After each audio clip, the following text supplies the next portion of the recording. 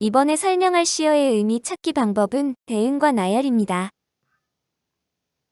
화면에 질문을 먼저 확인해 주세요. 참고로 이 문제는 2009년 본수능에 출제되었던 내용입니다. 이것은 대응되는 시구의 의미를 생각해 보는 연습입니다.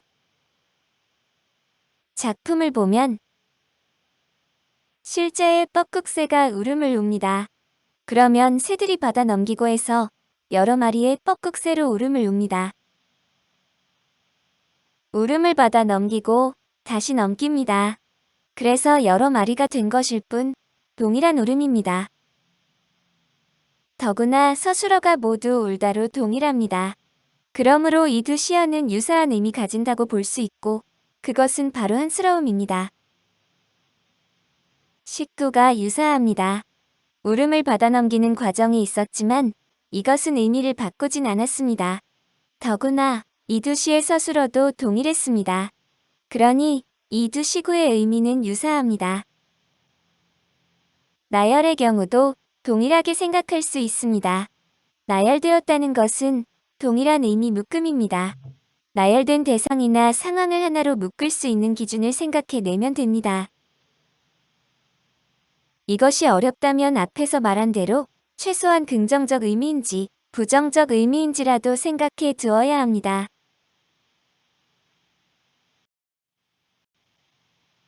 다음 작품을 보겠습니다. 이육사의 소년에게라는 작품입니다. 마지막 면에 너조차 미친들 어떠랴를 어떻게 해석해야 할까요? 영상을 잠시 정지해두고 먼저 생각해 보시길 바랍니다. 작가와 제목을 보고 공식처럼 정답을 떠올린 학생도 있을 겁니다. 아마 여러분의 생각이 정답일 겁니다. 이육사님은 저항 시인이니 저항적 태도를 나타냈을 것이고요. 소년으로 나타나는 미래 세대에게 당당하게 맞설 것을 요구한 것이라 이해할 수 있습니다. 하지만 작가의 성향을 기억하고 활용하는 것은 좋으나 기계적으로 공식처럼 쓰면 위험합니다. 우리는 작가가 새롭게 만들어낸 소년의 의미를 찾고 연과 연 사이의 의미 관계를 통해 마지막 행위의 의미를 찾아내 보겠습니다. 먼저 소년은 죽도의 고든 기운을 지닌 존재입니다. 화자는 소년에게 동상답게 서보길 권합니다.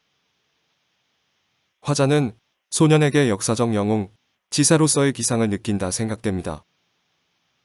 화자는 이런 소년에게 휴, 푸른 즈음을 노래하길 바라고 너조차 미치길 바랍니다. 미치다의 의미가 모호합니다.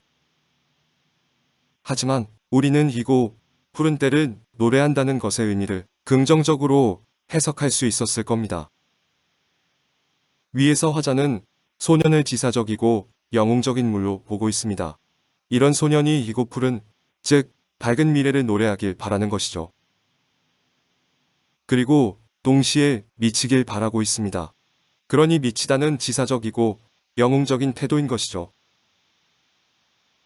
그런데 시적 상황이 어떻습니까? 흔들리고 얼어붙은 상황입니다. 부정적 현실이죠. 그러니까 미치다는 부정적 현실을 극복하라는 의미로 이해하면 됩니다.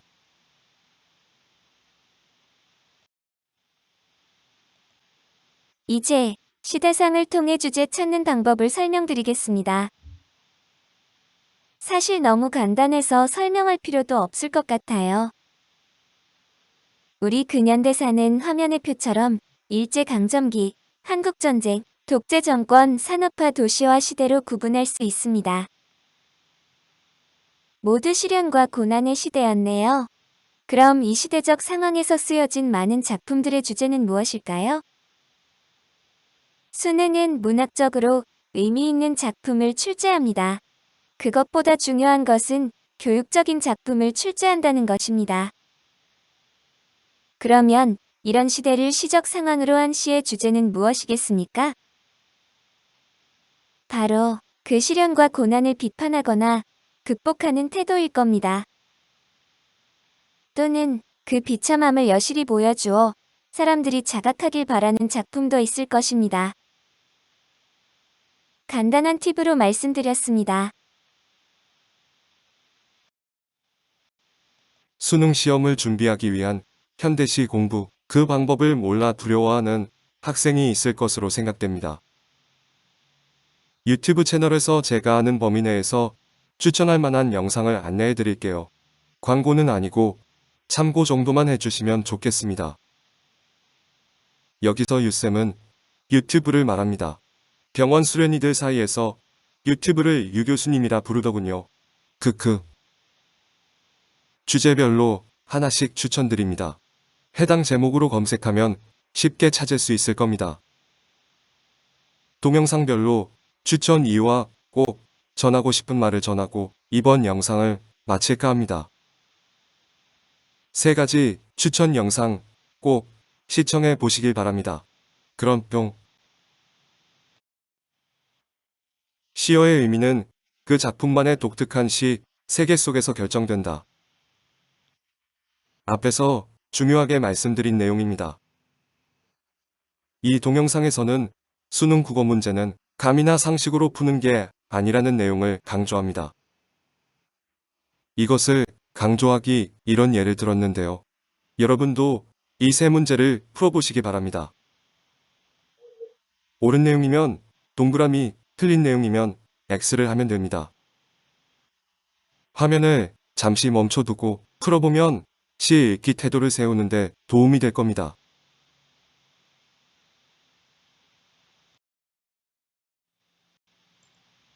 수능의 EBS 교재의 연계율이 가장 높은 영역은 바로 문학이죠.